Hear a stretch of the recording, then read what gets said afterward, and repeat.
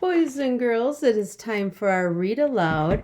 We are going to be focusing on predicting today. So before we begin, I want you to remember that readers take clues from the text and make a smart guess about what's going to happen in the story.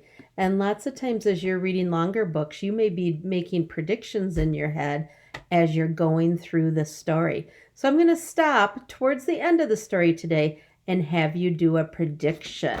Remember, it doesn't matter if you're right or wrong. It's just a very fun guess. Now, the book that we're going to read today is called Tops and Bottoms. Some of you may have heard this before. It's by Janet Stevens. The interesting thing about this book is, here's the spine. It looks like I should be opening it this way. And that page makes sense. And oh my goodness, there's our turnips and our radishes and our celery and our carrots and some corn and some lettuce. But I'm going to have to turn it up like this to read it. So what I'm going to do today is I'm going to read a page and then I will hold up the picture. Tops and bottoms. Is this story going to be about food?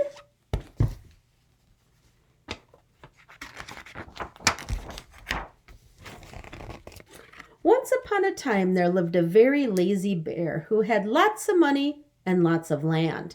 His father had been a hard worker and a smart business bear, and he had given all of his money to his son.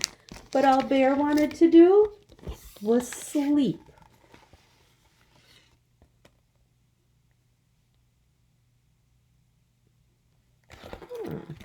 That bear's wearing shoes. Well, now, not far down the road lived a hare.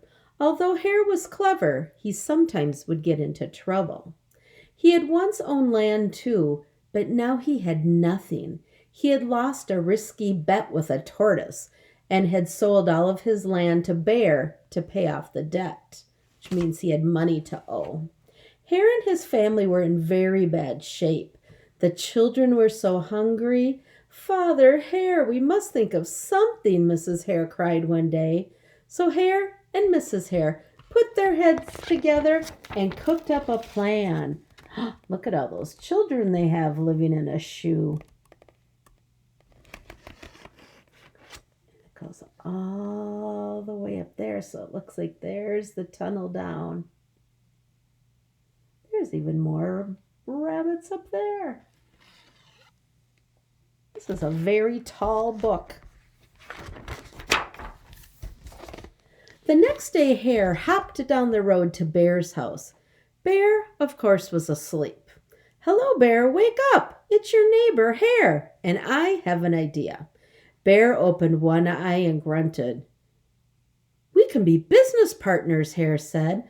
"All we need is this field right here in front of your house. I'll do the hard work of planting and harvesting, and we can split the profit right down the middle. Yes, Sir Bear, we're in this together. I'll work and you sleep." "Huh?" said Bear. "So what will it be?" Bear asked Hare. "The top half or the bottom half? It's up to you. Tops or bottoms?" Let's see," Bear said with a yawn. "I'll take the top half."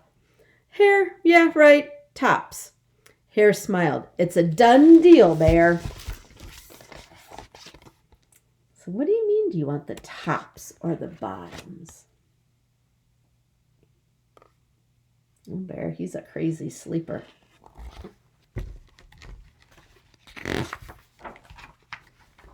So Bear went back to sleep, and Hare and his family went to work. Hare planted, Mrs. Hare watered, and everybody weeded.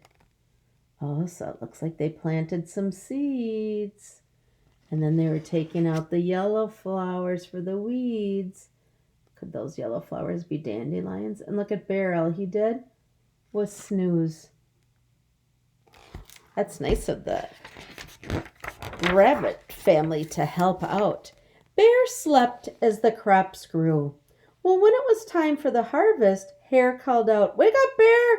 You get the tops, and I get the bottoms." Oh, goodness, he had to get right on his head to yell. Ooh, look at how nice that garden looks.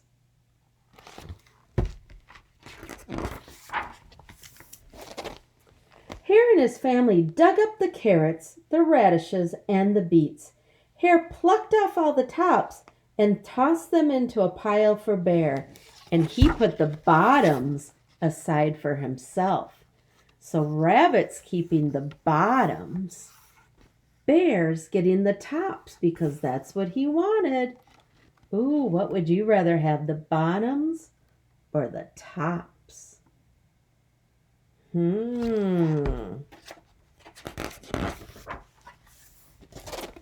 Bear stared at his pile. But, Hare, all the best parts are in your half.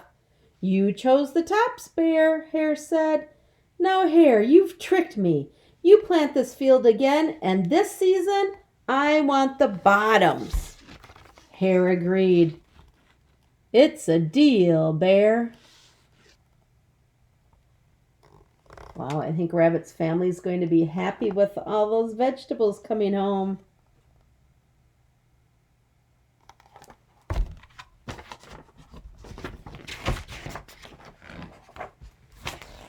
So Bear went back to sleep, of course, and Hare and his family went to work. They planted, they watered, and they weeded. Oh, I wonder what they're planting now. Bear, he sure does sleep a lot.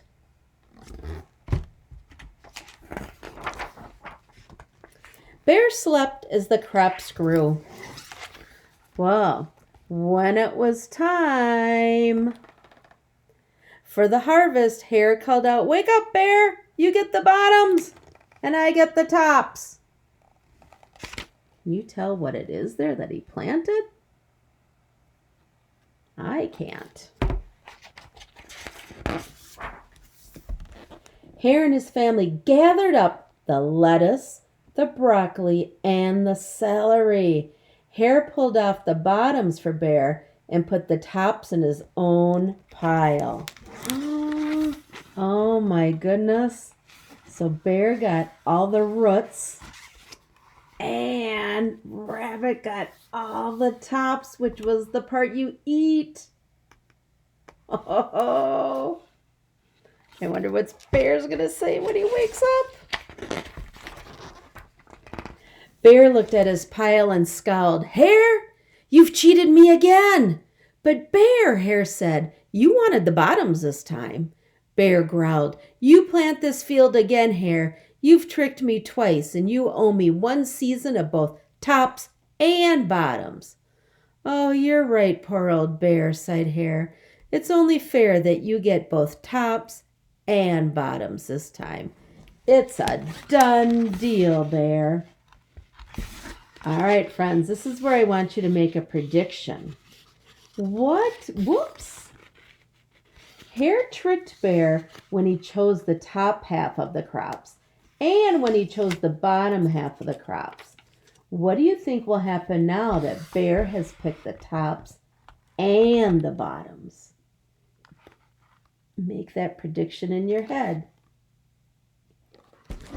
And then let's see if the author surprises you or you predicted right.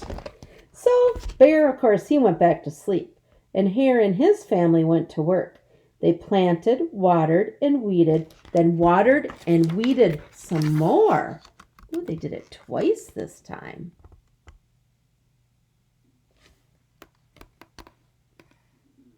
Lazy old Bear.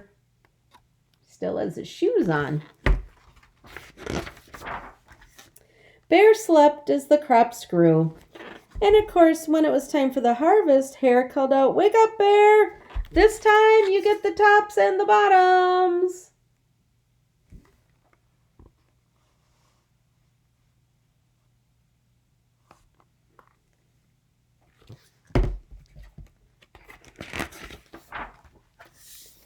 Well, there in front of the Bear's house laid a really high field of corn. Hare and his family yanked up every corn stalk. Hare tugged off the roots at the bottom and the tassels at the top and put them in a pile for Bear. Then he carefully collected the ears of corn, which were in the middle, and put them in his own pile. Bear rubbed his eyes and watched. See, Bear? You get the tops and the bottoms. I get the middle. Yes, sir, Bear. It's a done deal. So here is the middle, the ears of corn for Rabbit. This is what Bear's getting.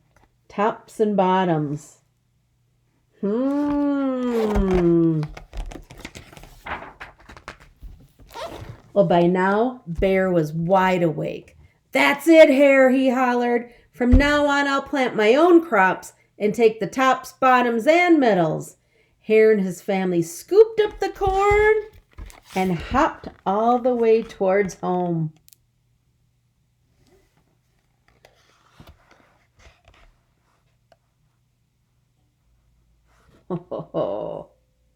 I have to know, did you predict right, or did the author surprise you? Bear never again slept through a season of planting and harvesting. Hare bought back his land with the profit from the crops that he and Mrs. Hare opened a vegetable stand. Oh, and he and Mrs. Hare opened a vegetable stand. And although Hare and Bear learned to live happily as neighbors, they never ever became business partners again. So they had so much extra food, they sold it to people and earned money. Maybe they even sold it to other animals. And he was able to buy his land back and always plant more food for them. But look at Bear. Looks like he needs some practice planting his own vegetables. And that is the end. Wow, good story. Tricky to read though, holding it straight up and down. I hope you enjoyed it. On Seesaw, there is an assignment for you. I'd like to know which character you like better. Did you like Bear better or Rabbit better? Just record yourself and tell me which one you liked better and why. And if you want to, you can use the Seesaw tools to draw a picture. I hope you enjoyed it. We'll listen to it again tomorrow. Bye-bye.